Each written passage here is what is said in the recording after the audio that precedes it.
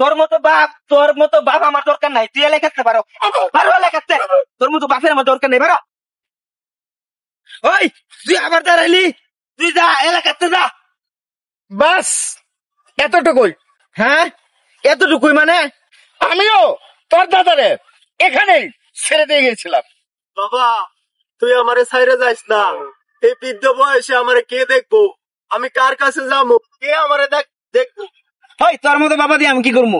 সব সই সম্পত্তি বেচে খাই এলাছ, তোরা দিয়ে কি আমি ঘোড়ার ঘাস কাটবো?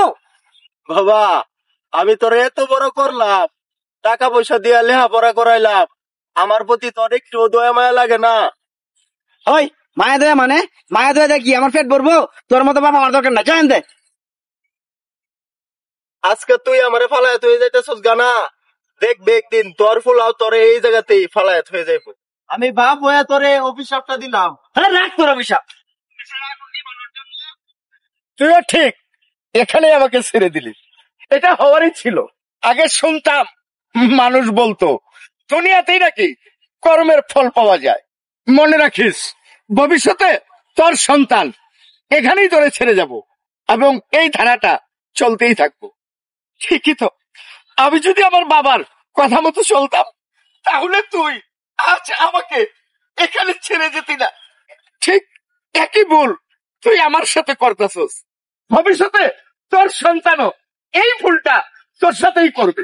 এত জায়গার সম্পদ থাকার পরেও আমি আমার বাবারে কার ধাক্কা দিয়ে বের করে দিয়েছিলাম। আজ এত সম্পদ থাকার পরেও তুই আমাকে ঠিক ওই একই কাজ করলি, ঘাড় ধাক্কা দিয়ে বের করে দিচ্ছিস। আমি আমার ভুল বুঝতে পারছি, ভবিষ্যতে তুইও তোর ভুল বুঝতে পারবি। আমার যত সম্পত্তি ছিল আমি সব তোর নামে লিখে দিছি, তারপরেও তুই ভালো থাকিস বাবা, তুই ভালো থাকিস। আব্বা আমার জায়গা সম্পদ কোনো কিছু লাগতো না আব্বা, আব্বা আমি আমার ভুল বুঝবার পারছি আব্বা, আব্বা আমার তোমারে লাগবো। আয় বাবা, তুই যে তোর ভুল বুঝতে পারছস, সে অনুতাপ করছস, লাখো শুকরিয়া আল্লাহর দরবারে। আমার বুকে আয় বাবা।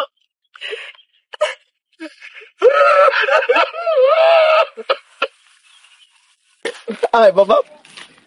পূর্বে মুরব্বীরা যে ভুলগুলা করে গেছে, এই ভুলগুলা একই ভুল যদি তারা ইয়ং জেনারেশনেরা করস তাহলে কি সমাজ চলবে? আয় বাবা।